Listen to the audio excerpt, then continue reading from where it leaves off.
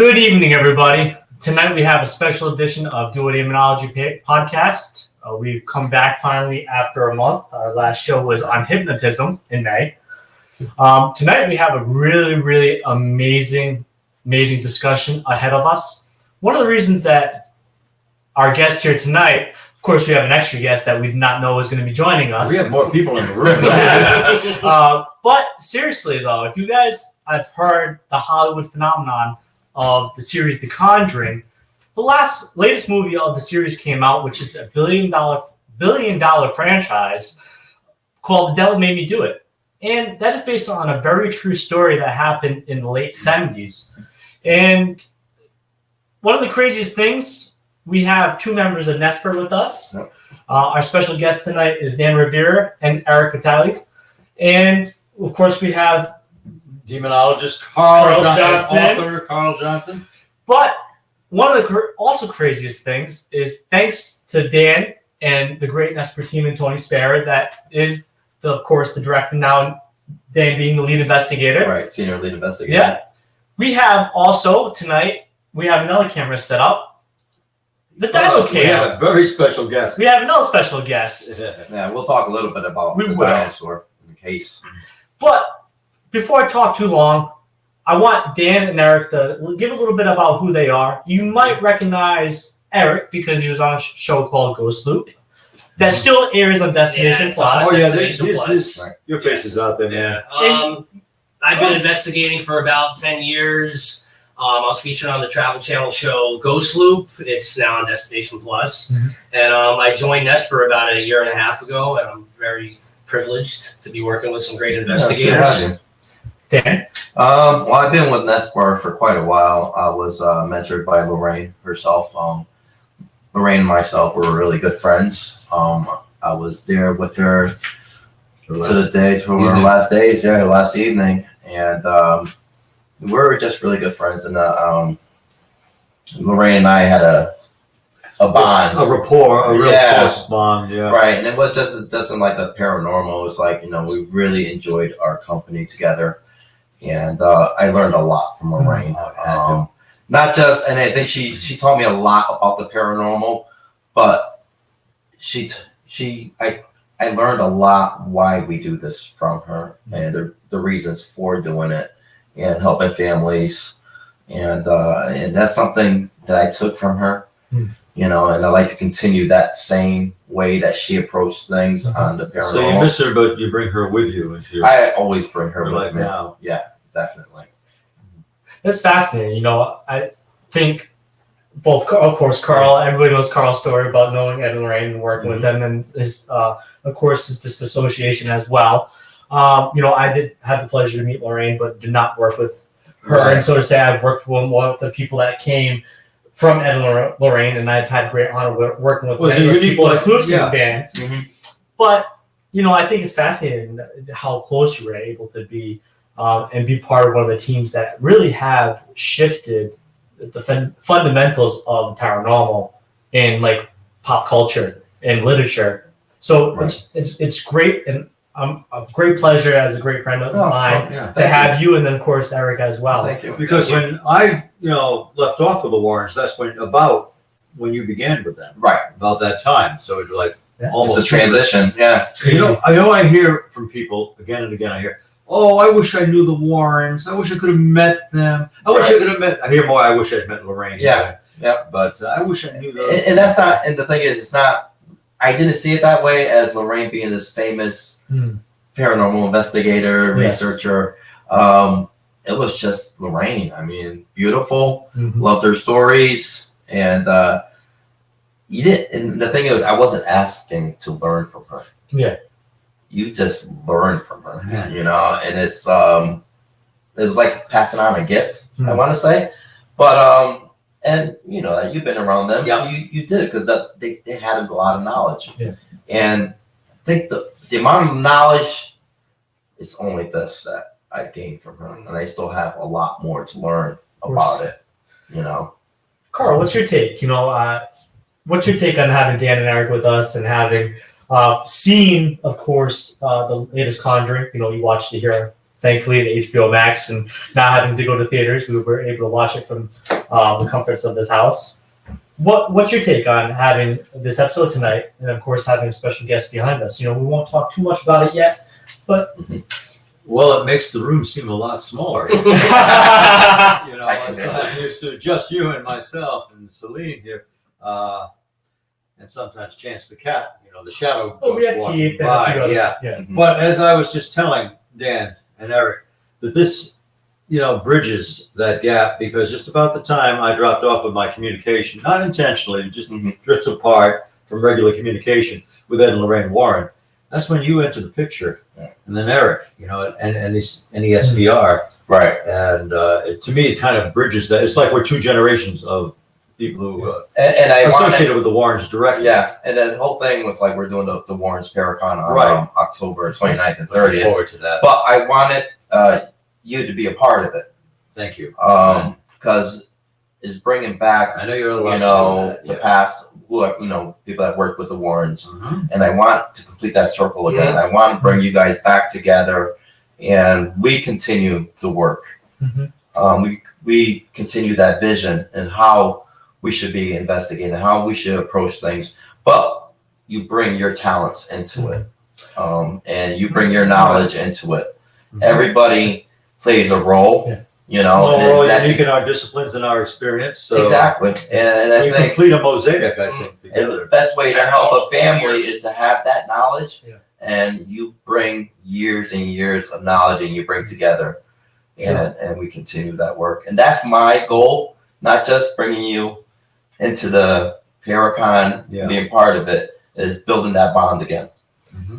I think it's fascinating too, talking about a full circle, Right. circle of Coming life. full circle. But if you really do look at Ed and Lorraine Warren and you look at the dynamic they created in Paranormal, regardless of if you agree or disagree with them, if you look at 4 people sitting here, if it wasn't for them, who knows if you went to that lecture and you really got enamored into this, then I would have never met you and got associated. It makes a big chain reaction, doesn't it? As much as big they were from the literature and the cases that they did, who knows if you ever got involved in the way that you have. Same with you, Eric. It's true. So even though you might agree or disagree, they were the pillar for the 4 of us, and many people that are associated with us. They were the pillar. That's And I call them pioneers of the paranormal. I'd say that's our foundation. Yeah. To me, that's my foundation. There's reasons why I got in this field. There's reasons why I got involved with the Warrens. I looked up It was just meant to happen. Reading all the books. Before the Conjuring movies came out, I remember watching them on Sally Jesse Raphael. David Susskind, a name you might not remember, but they were on there. But growing up, I was scared of all of this. Because what happened to me as a young child growing up, being part of it, and watching The Exorcist at the age of 6, which scarred me for life.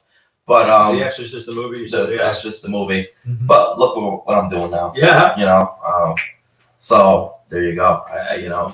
So you were talking about something before we get into, because I really want to get an analysis. I know you hear more about it than maybe Carl and myself. I don't want to give like a review of The Conjuring 3, but I want to get a little bit of analysis of. That could take about a whole hour. What do you think about it? Because you've heard that story continuously. Right. Like how I've known Carl for going on 11 years. I heard about the Harrisville house haunting before it even was part of pop culture. Right. So before we get into that, though, you were talking about the Warrens Paracon. What is that? When is it? Who's involved? And how can people get involved with that? Come see us. We have multiple speakers. We have James, you're going to be a speaker. Carl, Yeah. Your brother Keith is going to be a speaker. Yes. We got Ryan Buell, is going to be a speaker. Eric Knapp is going to be a speaker. And we have Fred Richards, very knowledgeable in the UFO area. And we have Alec, he's the cryptologist. So we're going to have a variety of speakers and different topics. That's going to be October 29th. We're going to have our VIP party. October 30th will be the event itself. We'll have vendors there. We're going to have over 40 vendors. Nice. We're going to have people selling equipment. We're going to have the Warrens Occult Museum at the event itself. So you're going to have Annabelle, the Shadow Doll, Sandy Hook Idol, the dinosaur that's behind me. and we're gonna bring the satanic skull here, and as well some other items from the occult museum. Well, I don't think people can show the satanic skull. You want to show that quickly, and then we can get in that story a little We'll bit. get into this story if you want to get into this story. Then we'll get into the Conjuring 3. All right, yeah. But I want to hand this over To Carl. to Carl. It because feels like a retirement. There's an interesting, Thank there's you. an interesting story to this. There is a story. Yeah, I don't want to be the one that lets the skull roll out into the floor. No, You will be the one. yeah. So yeah. I'm gonna wait. So Carl, tell me a little bit about the skull, because you were interested in me bringing this skull here. Yes, I had a specific reason. Right. Do you want me Because to hold it, or I'll hold no, it? Got it. Okay. I guess I got it okay. I start gesturing too much, and let me know. But this used to be displayed in a ritual chamber. You know, somebody was doing magic, rich satanic magic, and I was that person. Okay. We're talking about, ancient, we're talking about 1972, 1973, around that time. And this was a prop in my ritual chamber. I shouldn't say prop, it was more like a symbol, an icon, you know. I never treated it disrespectfully. It was just, it represented the human mind and human existence, you know, like that. And now it's in the Warren's Occult Museum collection. Yeah. Let's go a little bit deeper into it. I'll tell you anything you want. What were the rituals that you did and the reasons why you took the skull? Well, when somebody, not that I was recruiting, but there were some people who expressed their interest in membership in my, would that have been you back then? Oh, no. I don't know. But then the induction ceremony, we incorporated the skull into that. I would hold this above whoever was being inducted into our satanic coven. And, they would take an oath of allegiance, more like a, promissory statement they'd make. Right. And this would be held over them while they knelt in front of me and they would speak that. Now, it sounds very cult-like, and it was ceremony, but there was never anything overtly negative to what I was doing, in the sense that we never sacrificed animals. Right. Yeah, we did throw a curse or two.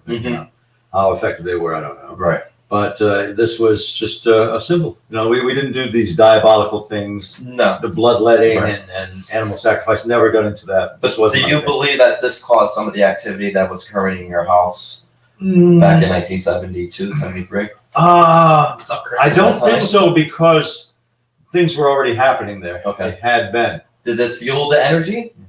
I think it did, yeah, because of our association with it, because it's a spooky looking thing. Right. You can imagine this suspended from a black cord, and it looked like it was just floating in the room, yeah. So it had to have some impact. I wondered, though, because we did have a female spirit in my parents' house, and I sometimes wondered if there was any association, because this is a woman's skull. Right, That's you just mentioned that. a guess, not even speculation. But strange things were happening in my parents' house already. Right. This might have fanned the flame. Right. I think a lot of what that was due to was that my sister and I used to play on spirit board. Okay. We'd say, give us a sign and get raps on the wall. That was kind of fun. Right. Then again, I was 14 and 15 years old. My sister was 3 years younger. So we were of that age where, things were happening more. Right. During adolescence. And that was raising a curiosity of the paranormal. Oh, yeah. And that's where your journey started. Yes. Didn't start with the skull, but this was helped me along the way. Early factor, yeah. Yeah. And so at least now people see it. This was But do you feel that those practices enabled you to be a part of what you do today? I think so, in a chain reaction sense, yeah. And it's not, as I was explaining, to these folks here, it wasn't a catharsis. It wasn't that I woke up one day and realized, I see, like I was telling Dan and Eric, it's not like I woke up and said, I see the error of my ways, follow a right-hand path. But it was more like I like wearing black. I still like black handles. Right. It's like I did it long enough, and that was enough. It served it. That was my rebellion. It served its purpose. So I brought this for you. 45 years. It's been 49. since 49 now. Yep. you held this in your hands. Yes, this is a reunion. I feel almost affectionate. All right, let's take it away from you before you drink Yes. drink some wine out. Before I forget the We do have wine, so Do you want some?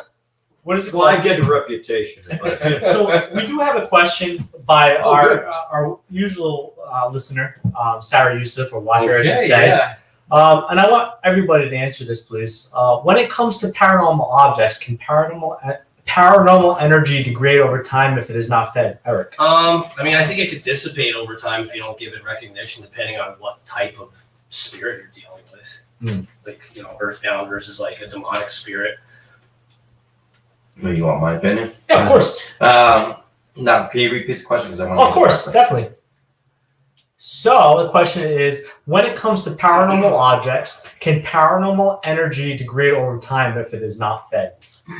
I agree with what Eric was saying. If you know, you don't put your energy towards that object, you're not giving it strength. Mm-hmm. But if you're idolizing that object, you're giving it a purpose and you're giving it that strength. It's like what Ed used to say: you create a tulpa, and you're creating that energy. You're manifesting for that to be what's in your mind as well. True. You know, which could cause harm to you, could cause harm to your family, because you're dabbling into something that you don't really understand. I mean, if you would want to say something about that, but that's my opinion. A line spoken in the movie The Mummy, Mhm. you know, that I'm talking about the 1932. You know, the ancient spells are weaker, but still potent. Right. So I think if a group of people believe in and worship a deity, you know, and then that deity is forgotten about, you know, I think that's pretty harmless, even if you find an artifact from those times. Correct. However, if another group emerges, they find notes and they find that there was this cult group and they want to start practicing these rites, I think it will have more power than it would have if nobody had ever believed in it before. I think something remains. There's a resonant, it's imprinted into the ether, and you can invoke that power. You're awakening it. Yes, it will dissipate over time, over decades, Right. over centuries especially. And if it's not thought about, it will go away. Right. But it's like an old saying, don't stir it and it will dry up and blow away. Right. And Right. so, Yeah. but I think if somebody starts up again and uses those same incantations and same names, like Crowleyan ceremony, ritual, yeah, you're going to get a lightning bolt. Exactly. Like it can still have a potency. I brought an object into play here. So in my variation, I do agree with a lot of what these guys Is that said. an artifact? Is let's act as an object. Let's say this is a toy and you put batteries in it. It activates, it talks. You take the batteries out, it doesn't talk anymore. So in a sense, we are the battery. And if we negate us as being the battery, then we cannot feed the intentions of that object. See how scientific we are? So it's like in that formula. So yes, if you don't give enough perception into it or the battery, then it cannot be activated. But if you give that thought pattern to it, like all these gentlemen are saying, then yeah, it will linger or it will degrade. I think that's an excellent analogy. That was very good. So I think Sarah likes it. Oh, so showing off paranormal. So showing off paranormal object, not a good thing. Showing off paranormal object. She's putting us on the spot right We're now. really going out on a limb then, because Oh, Jesus. Here's the thing. I mean, it's like religion. Mhm. You know, you go to church, right? You want to learn about God. Yep. Right? But Spreading knowledge. there's the opposite side of the coin, right? The devil does exist. And it's one of the reasons why we show these objects, and we, you know, this object was used in the satanic skull was used in a ritual, right? What purposes it was used for? Trying to educate people, you know, what these items were used for. The dinosaur, how the dinosaur became, you know, and how he crawled across the floor and telling everybody in the glass house that you're all gonna die. Yeah. So we want to educate the public that evil does exist. Yeah. And the reasons why we show these objects from the Warren's Occult Museum, that it's real. Yeah. And it's not to idolize the objects, it's to learn the stories from the objects. That's a great I'm explanation. surprised I didn't get any questions about how did you come across this skull? How did you acquire it? Let's not say I told you folks. It's kind of weird because when I Use your imagination, you're probably right. right, and then I was talking to Carl because I knew that it was used in satanic rituals, but I kind of knew other things about it. And then when I was telling Carl, I knew where it came from, right? And You guessed it right. I guessed it right, and there was a little bit more to the background, but I didn't know that. I will say I was the source of the I object. was the source of it. I will say I was not the one who pilfered it. I was not the one who acquired it. But once it was presented to me by one of the members of my coven, Right. I really couldn't give it back. Mm-hmm. Even not without notice. Right. Right. So we'll answer one more question. I think this is a very fast question. Most of us all know the answer to here. Do you think the Warrens Museum will ever open up to the public again? Here's the thing. We had issues with the zoning with the town of Monroe. Hopefully down the road we'll find a location where we could open up the museum to the public. Yeah. But we're still working on that. It takes time. You have to think about the location, the security. So there's a lot that goes into it. So we're still working on that. And I know I really want your analysis and your what you think of The Conjuring 3, but while we're on the paranormal object discussion and we have the big green dinosaur over there, before I said something to Eric, and I really want to say this because of your craftsmanship and many different aptitudes, is that the box or the case that the dinosaur is in was actually built by Dan. Annabelle, the true Annabelle, of course, not the movie doll or the many fakes that exist. The case that the Annabelle doll is now in was created by Dan as well. So I always say, if they do open up the museum, if he had all the cases built, it would look so beautiful because he has awesome craftsmanship. And my thing is, I want to build cases for a lot of Little by little. and I want to preserve that history of the Warrens. And the way I make the cases, I mean, like the whatever is attachment to that dinosaur, I have. You'll see two crosses. The third cross is the rosaries at the bottom, which those rosaries Debbie Johnson made for me for my protection when I go on cases. But she had passed away, and I promised her that I will build a box for the dinosaur to protect it. You made good on that. So what I did is I put Debbie's rosaries in the box to complete the Trinity, the Father, the Son, and the Holy Spirit. On this side of the case, you'll see the St. Michael prayer. On the other side is a binding prayer plus the Lord's Prayer, which also I use holy oil within the paint is infused on the case. Oh, that's cool. So everything is to help bind any Any attachments to this dinosaur, is to keep it. Of course, you always travel with this. As I say, I did the same thing with the Annabelle case, with the holy oil infused within the stain, the three crosses, the sign of the Trinity, and also the Lord's Prayer that sits behind Annabelle, behind the felt. So you talked a little bit about, on our Dino Cam, we called it tonight, there's a St. Michael prayer, that's beautifully done. Honey, can you go back to the dinosaur, please? So you said a little bit of why this dinosaur is here with us, what it did, so to say. But can you give us the full account of what this has to do with the Devil Made Me Do It case? Well, while David was going under possession in the house, this dinosaur was on a counter or something, and it stood up, and it started moving across. And what it was doing, it was telling the family that you're all going to die. And I think the family saw that. I think it was hit and thrown across the room. And as you see why the dinosaur is missing some parts, So it was the beast that was talking through the dinosaur. It was manipulating and moving it. Yeah. Correct. And more reasons why we hold it in this case, For sure, because it could have some residual energy. Right, exactly.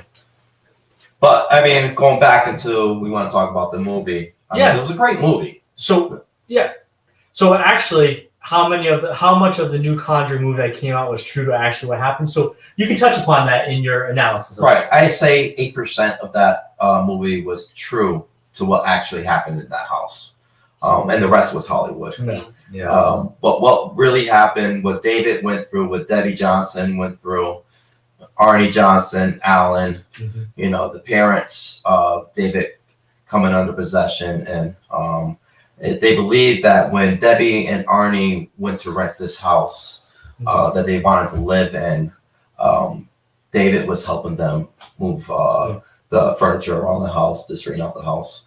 And David had went up to the bedroom to do some rearranging of the furniture, and that's when he came in contact with the beast. And the beast was telling him that he doesn't want Debbie and Arnie to move into the house. And they didn't find this out until they came back to David's house where he felt comfortable that he could talk about it. And he was telling them, you know, it doesn't want you to move in there. And if you move in there, you know, it's going to harm the family. It's going to harm everybody in here. And what happened was Debbie and Arnie said, you know what, we already committed to this house. You know, we put all the money into it. We're going to move in. And when that happened, that's when the beast came to David in his house, the Glassell home, and affected David. And then not only did it affect David, it affected the whole family. It took multiple exorcisms to rid the beast of David. But Arnie had challenged the beast and told the beast to come into him, leave David alone. And when he made that challenge to the beast, it had entered Arnie. But it took months before it acted out. And Well, you see in the movie time frame, things are more condensed, you know. right. Dramatic import, so the audience can better understand it. Exactly. And that's when Arnie was at where Debbie, they lived in an apartment above the kennel. And Bruno was Bono was whatchamacallit, Debbie's boss. And they were drinking that night, but Bono got a little bit out of hand. And that's where the beast came out and triggered something in Arnie's head. And Arnie blacked out. Arnie did not realize that he had murdered his girlfriend's boss. He stabbed him 22 times. And then, you know. Which brings us to a scene in that movie. I won't give too much away because I've seen it. It seemed very real. I know something like that had to have happened. Right. But they showed the aftermath of the murder. And Arnie, like I said, he didn't remember any of it. He blacked out. He came under possession. And that's what happens when you come under possession. You have no knowledge of what's happening to your body or what you're doing, what you're saying. And, Arnie saw this demon, the beast. He saw it, what they call him, the beast. And that demon brought other entities with him, other demons with him. Supposed to be 43, 43. Yeah. But, and they all were playing a role in how they were affecting the family. There's actually a really fascinating episode of Seekers of the Supernatural where Tony interviewed Ed and Lorraine. It's like 25 years ago. They explained everything, how the case started, what Ed did to try and stop the case, the binding rituals that he did back at the house. And that's when he knew it was a legion and 43 demons came to him in like a kaleidoscope effect. Right. And Ed was like petrified. And Ed and Lorraine collected all this evidence, what was happening to the family, what happened to David. They had audio recordings that Debbie was actually recording while David was under possession. And you could hear this demon speaking in different tongues. They wanted to present this all in court. The day they got into court, things started getting a little crazy in court the first day. I mean, the lights were flickering on and off. The judge started acting funny to himself. And the jury, and the judge said right there and then, we're not going to, have this case as the devil made me do it, That established a precedent in itself because that was challenged. They didn't have to adjudicate it and try it as a case of possession. The fact that was introduced or tried to be introduced into the legal system set a real precedent. They never had a case here in the United States. Not in the past 300 years. Right, that the devil made me do it. It's somebody that came under possession that committed this murder. How are we going to try this case? It's fascinating, too, that the defense attorney, I believe his name was Michael, right? He actually presented that if you swear to God, in front of God, in court, why can't the devil be present? Which was always a fascinating statement because it's so true. Right. We swear upon God and God is brought to the courtroom. But why can't the devil be present? Right.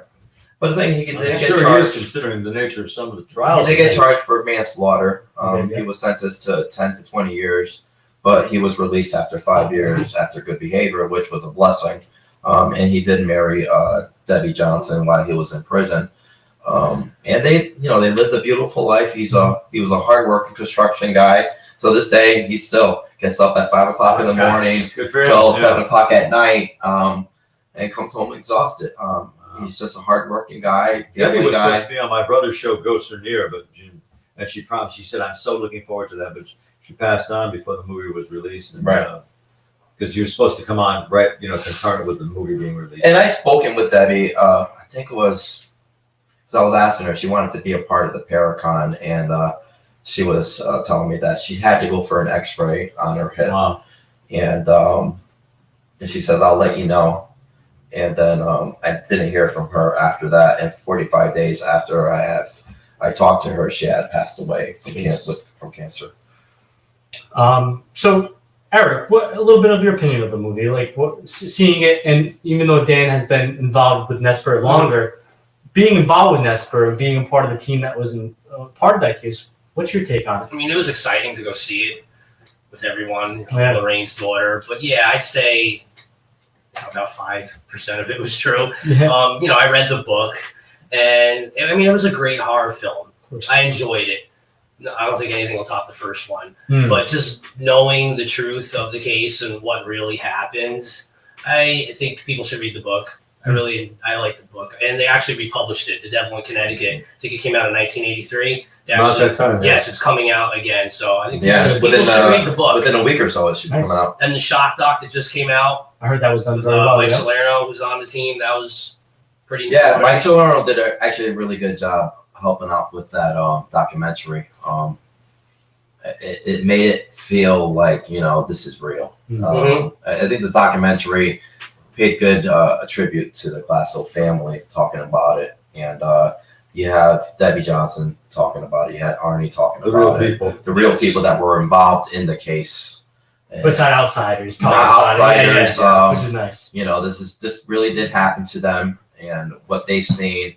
And by just talking to them and them telling us their stories and seeing that fear, because the fear is still there. And I don't think that fear ever goes away.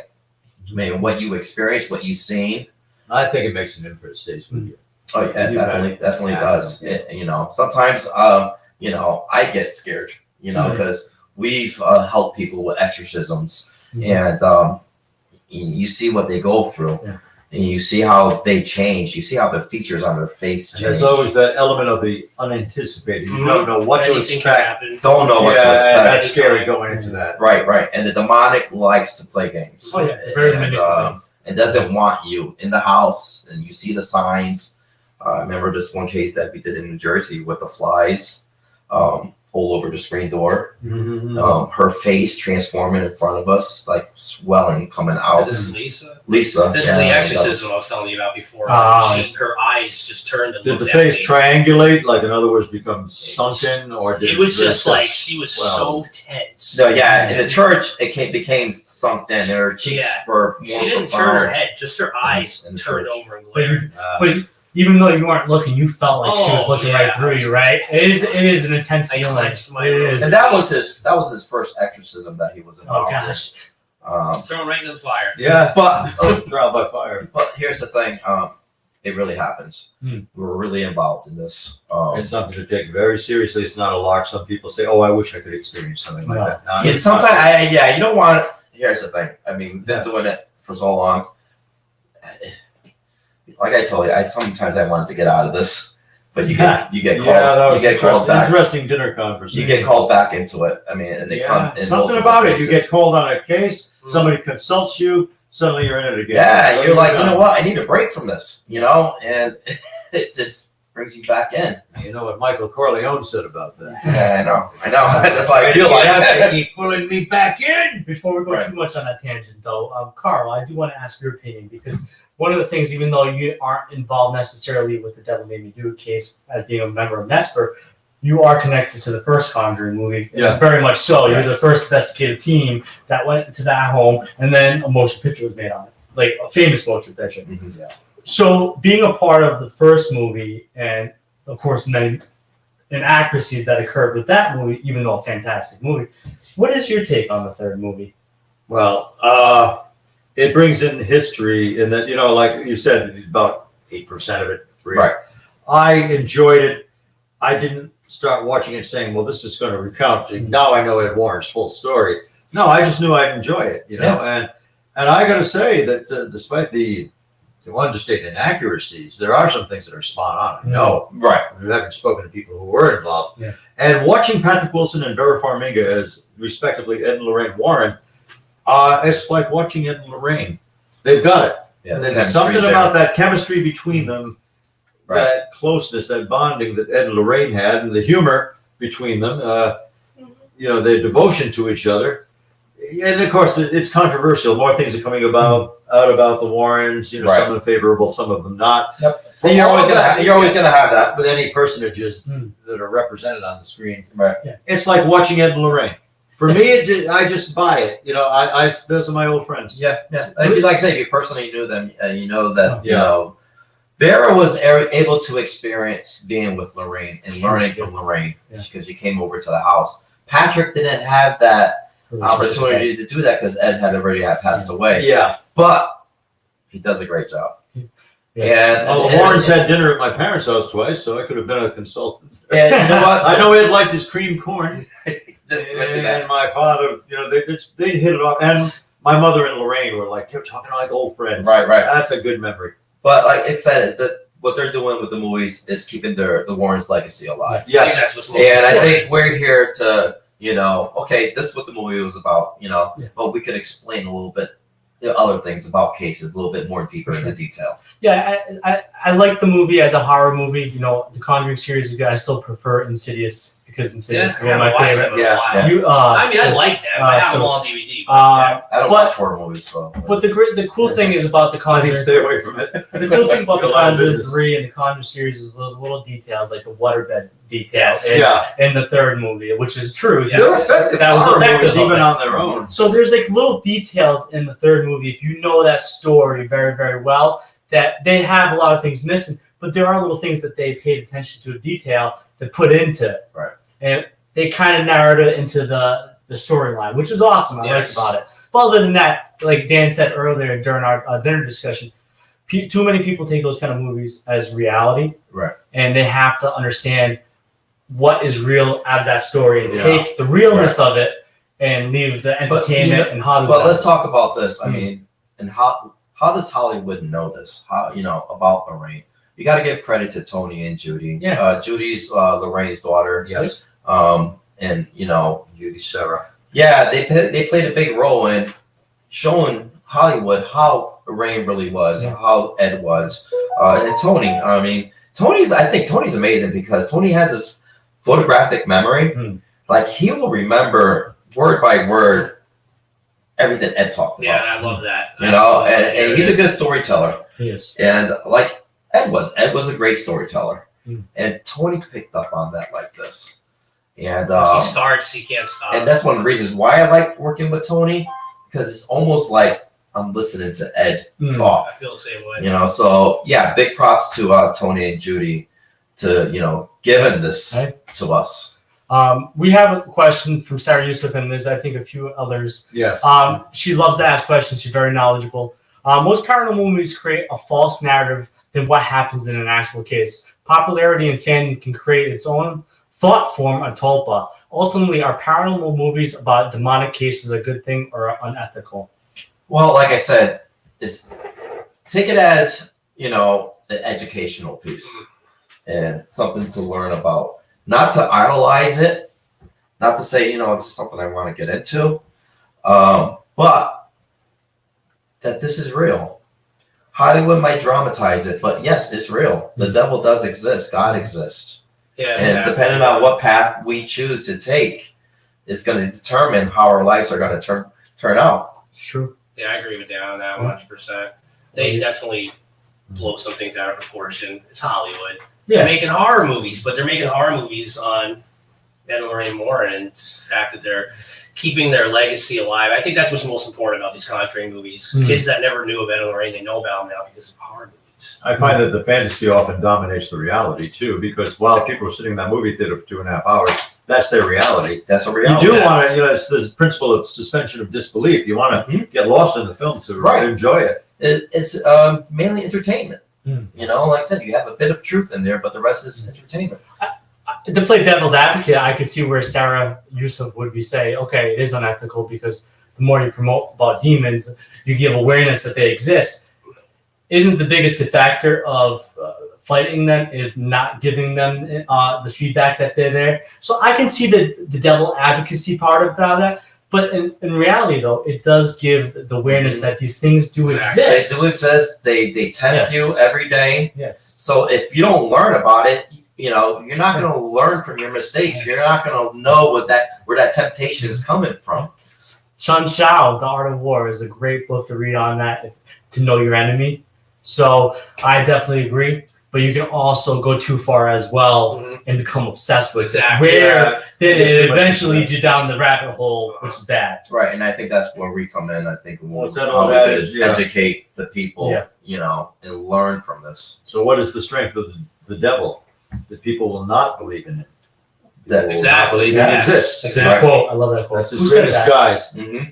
I don't know, but I first heard it in Dracula with Bela Lugosi. The strength of the vampire is that people will not believe in it. That was Edward Van Sloan too. Like he was in The Mummy.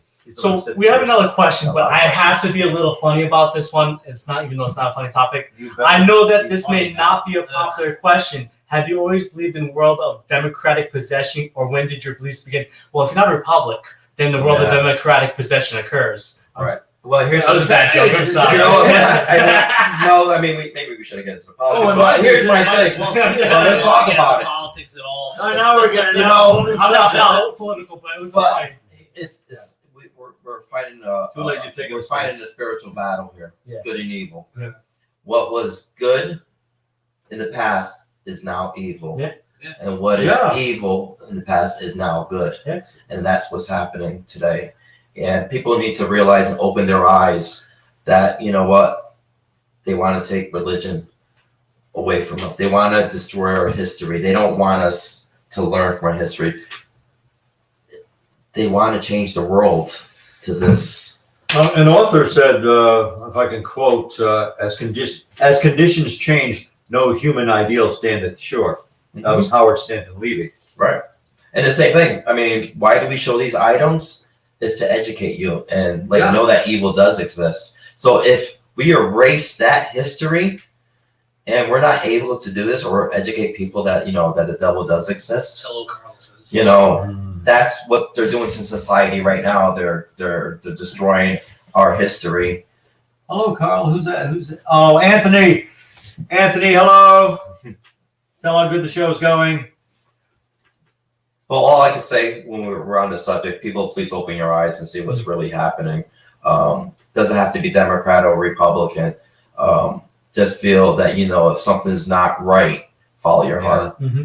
Carl, this is more so a question for you, but it's not really a question, it's a statement, but I think you really can elaborate on it a little bit. Oh, okay. I can elaborate on a lot of things. Let's try. Bob asks, or says, I think if it is a shame that the real spirits of the Conjuring House are being forgotten or overshadowed by the false spirits or thought forms people create from the movies. What's your take on that? Well, people won't stand for that house not being haunted. They're going there for an experience. They want something to happen, be it a book to fly off the shelf, which does happen, yes. A ball to roll across the floor, or a knock on the wall, or footsteps traveling around, all of which I've heard more than once there. Yeah, I kind of missed the way it was because it was more simple and direct. At that point, when we first went there in 1973, my team from Rhode Island College was running myself. Yeah, and we didn't overanalyze it. We tried to find if there was something causing something empiric, But now it's all kinds of theories and suppositions and all.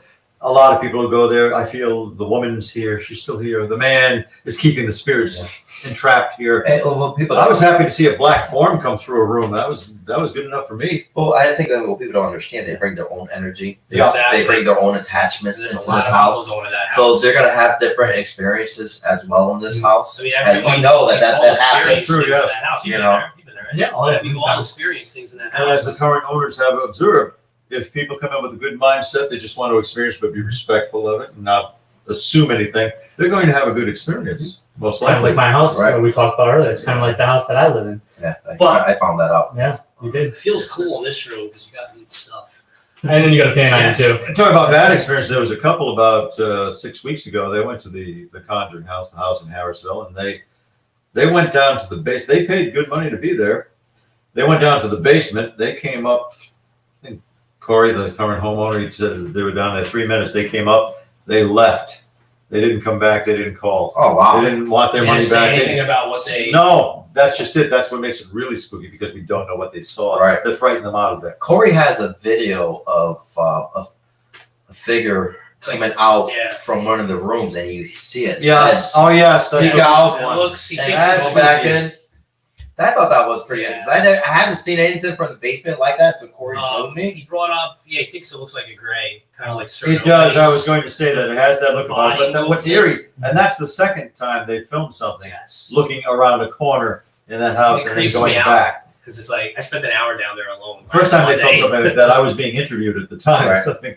I think when we go there next week, we'll spend a little time in the basement. Yeah. And I know it's sold out, but for the people that are interested, you guys going to do something again like this? What are you doing this Monday?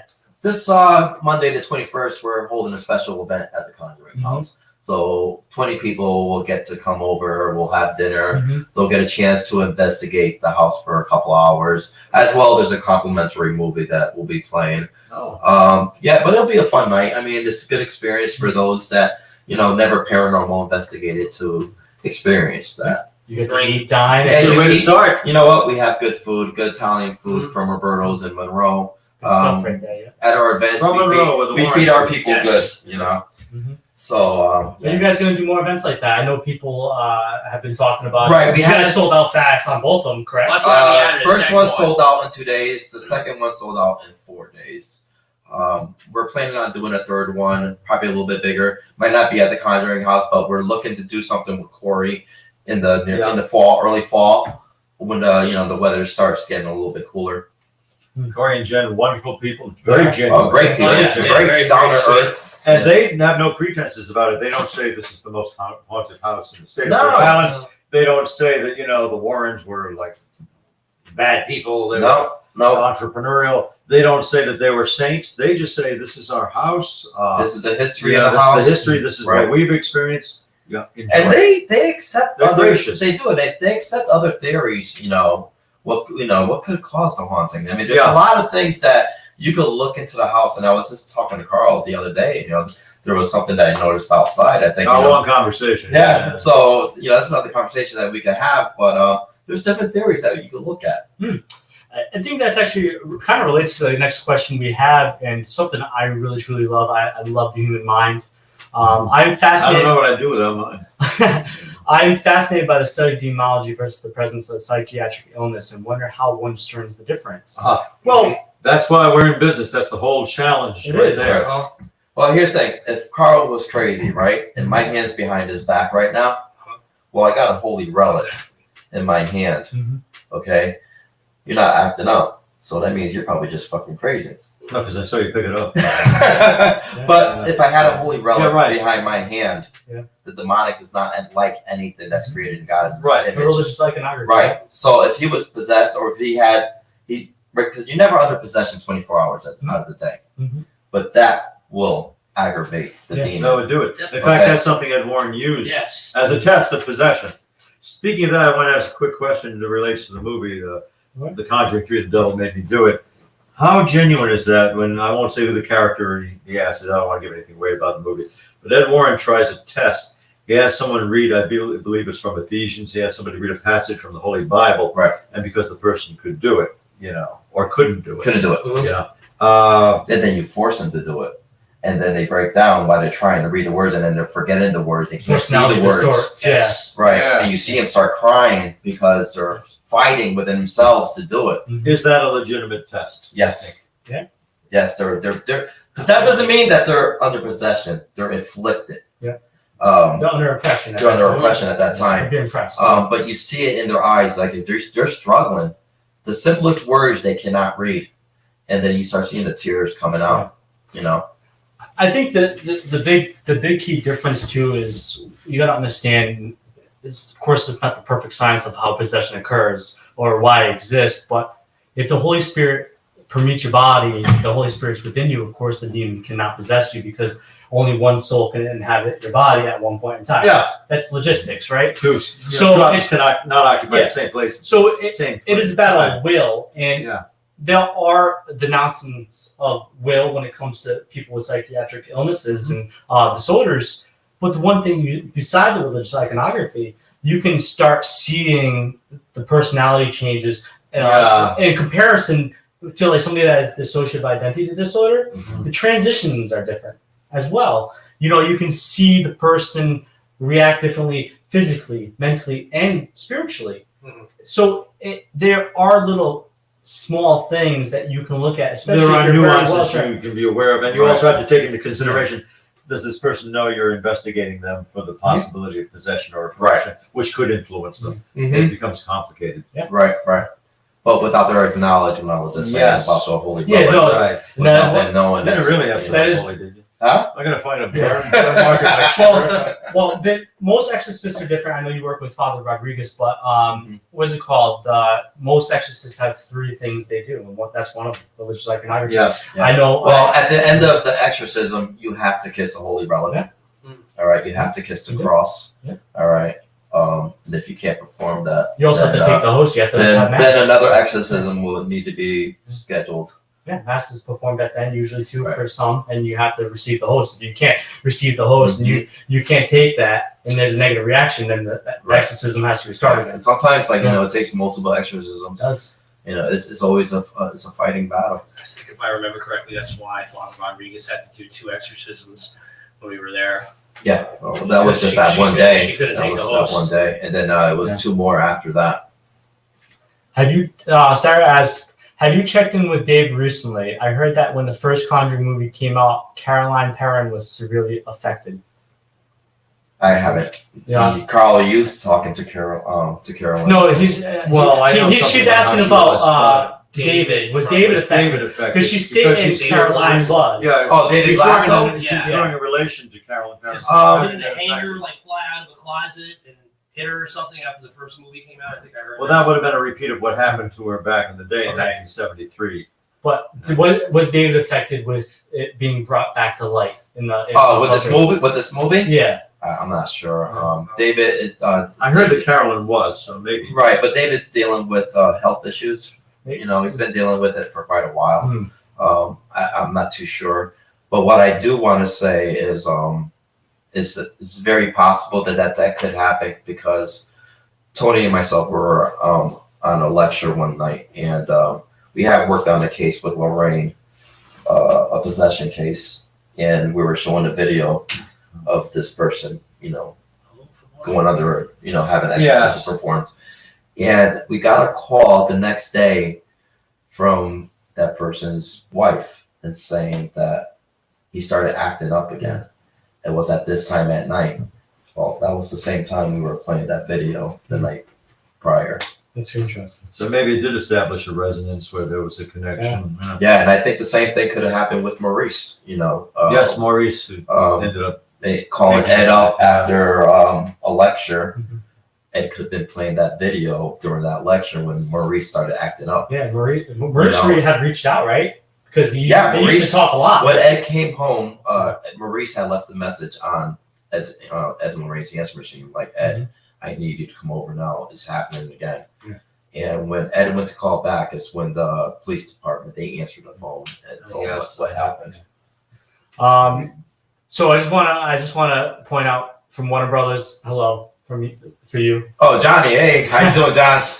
I actually want to talk about that. Talking about Warner Brothers, I remember last time that we worked together, it was for Warner Brothers for Animal Comes Home, the release party. Yeah. And, for people that haven't watched that, Haley Reese and a lot of influencers were part of that. But a lot of that has been rewinded from that time, which is interesting. Like Haley just created a TikTok. And you imagine that video of Tony speaking, you speaking, me doing the lesson, got 4.4 million TikTok views. Right, and there was another TikTok somebody just made not too long ago of us doing that, and something else, and it's getting like millions of. It's crazy. So there is value to TikTok.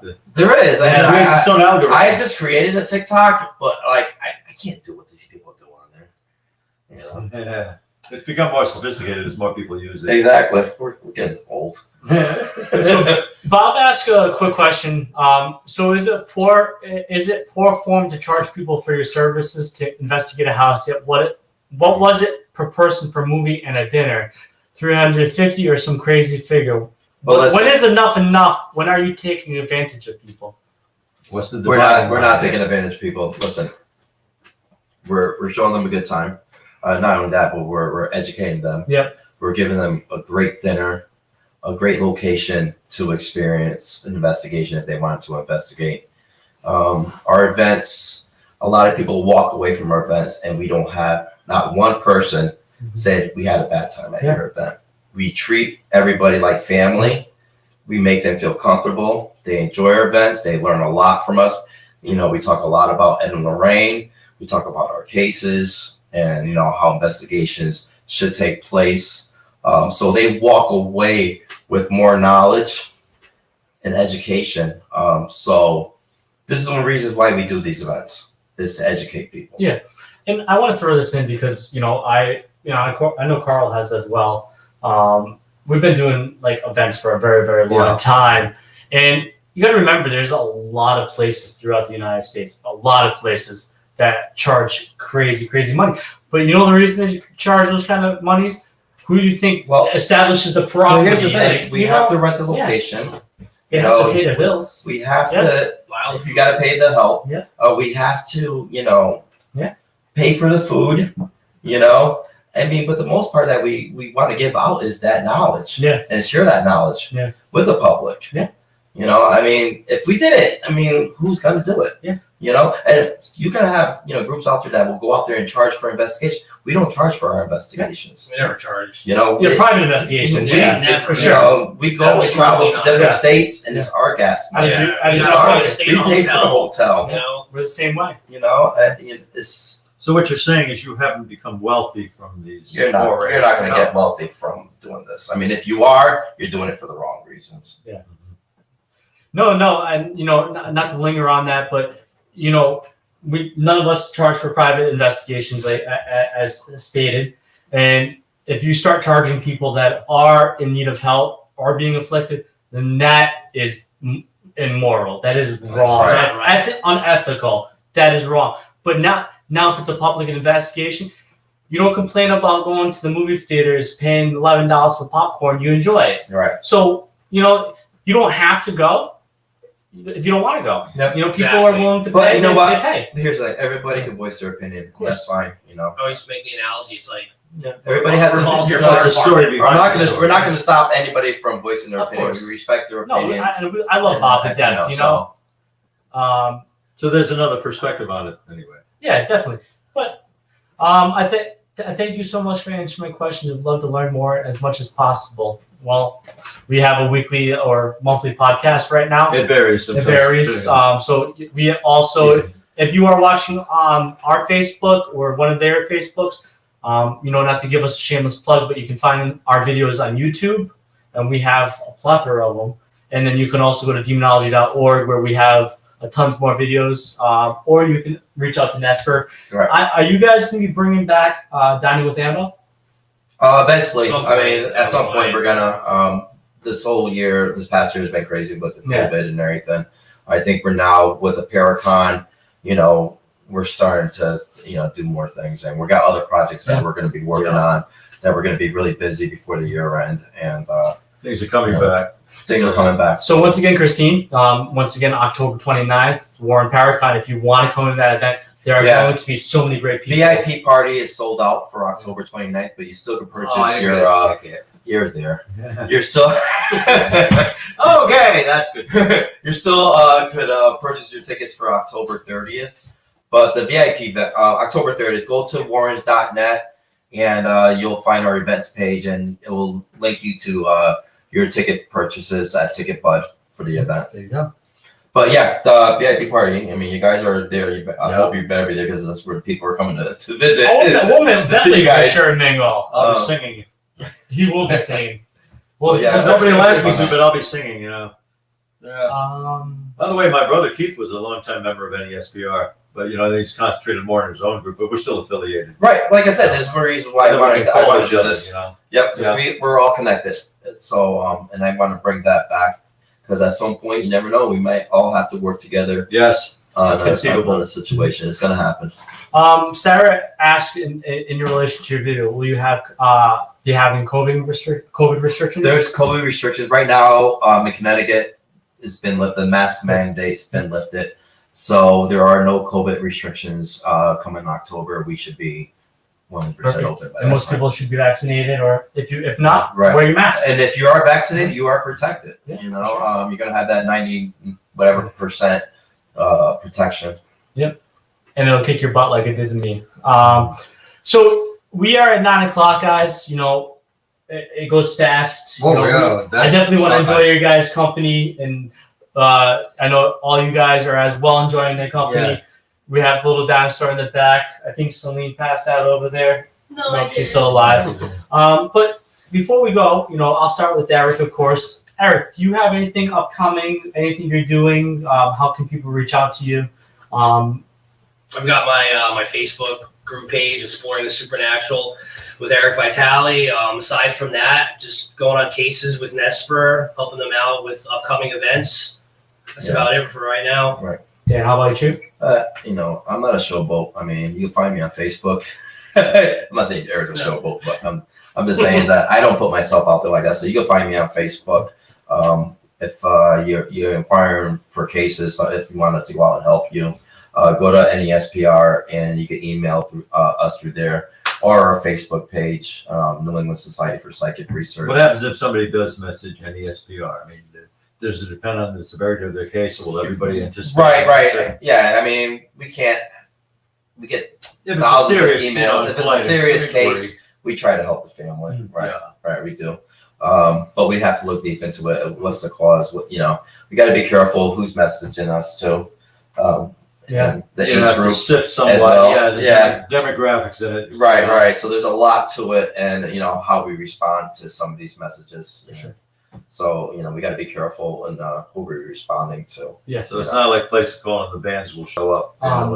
Start packing their equipment. Right. No. You really gotta dig into that person in that case. Is this really happening? Yeah. Is this a You real take it case? seriously. Yeah, you gotta take it seriously because you know we're spending our money, our time to go out there to help this family. And if we go out to any of these cases, it's gonna be, you know, half of them are not legit. You know, they just want somebody to go out there, or they're a celebrity. You know, invite them over to the house. You know, it's happened before when we were just shaking hands. Yeah. You know, and And the they were house happy wasn't to even see- haunted. right. So that does happen, and it's like, okay, you know, you drove all the way out here for Yeah, what? it's a waste of your time. But we really do Yeah. what we really do. We really want to help families Yeah. and people. And you know the ones that are afflicted by something. You get that feeling and that they need the help. Yeah. And sometimes your appearance, even if they're not dealing with paranormal situations, sometimes your appearance Some people just- uplifts them and puts them in a better boat. But not only that, some people just want to talk and Yeah. just calling them up on the phone, talking to them. That's all they want. That's music to their You know? ears. Yeah. Carl, any lingering thoughts before we go? It's just so good to have these people here. What I'm especially encouraged by, as you said, that it's conceivable, in fact, it will happen, that we'll all be called together to Right. work on something. I can see that coming. Right. But in some case that is so, it may not be egregious, may not be detrimental to people, but it'll have such import that will require all of us cooperating, and we can. Yeah. That shows something that we can work together Mhm. as a unit, and as a consortium in a sense, Yeah. and bring our respective talents and abilities and experience into such a case. Right. And that's what I want. I mean, we have a great foundation. I think and we have a lot of experience in between all of us, and I think we got to utilize that. Because when it comes down to it, we're really all on the same page. We want the same thing, and Right. whatever that will be, I look forward to it. Yeah, I mean, It'll be something like the event, Warren Seekers of the Supernatural. Yeah, it's like the new Conference. Justice. It's like the new Justice League. Yeah, something we'll do for a second. Yeah. I think and my last words. I think what you're doing with Warren's Paracon is something that the word unity is touted a lot, and some people believe it's nonsense. Some people believe in it. I think if you do your best to do good and be good with people and be good for people, Right. that's all that matters. And that's what you're trying to do with Warren's Paracon. And And like I said, it's keeping the Ed and Lorraine's legacy alive. We continue to work, and you know what? Who's better to do this? We got to gather people with the best knowledge, and when somebody calls us for help, we know who we could turn to help us. Yeah. You know. I have really nothing more to say. Carl and I are going to be appearing at some shows Yes. coming up, and of course, Follow our banners. I don't know when our next show will be. Maybe it'll be on Father's Day. I do want to give a shout out. I was hoping he would appear with us tonight, but fellow demonologist who has been on the show, Nathaniel Gillis, is in town. Yes, he's around now. He might be over for Sunday for dinner, and Carl, I know, is probably going to be over for dinner, so we might do a special show. At least Who knows? Margaret Carlson sent her apologies. Yes. She would have liked to have been here, but she had an early class. Yes, It's going later. at the Ryan Institute. Right, and Yeah. again, come visit us October 30th for the Warren Seekers of Supernatural. Go to warrens.net. You could purchase your tickets. Follow the links to purchase your tickets for our event. You're going to meet James Annitto. Hey, talking about Johnson. talking about the Justice League. We have an army. We have a Hulk. We have a Dan. We have an Eric. But everybody, have a good night. Good night, guys. Thank you so Thanks much for for joining joining with in. us. Yeah.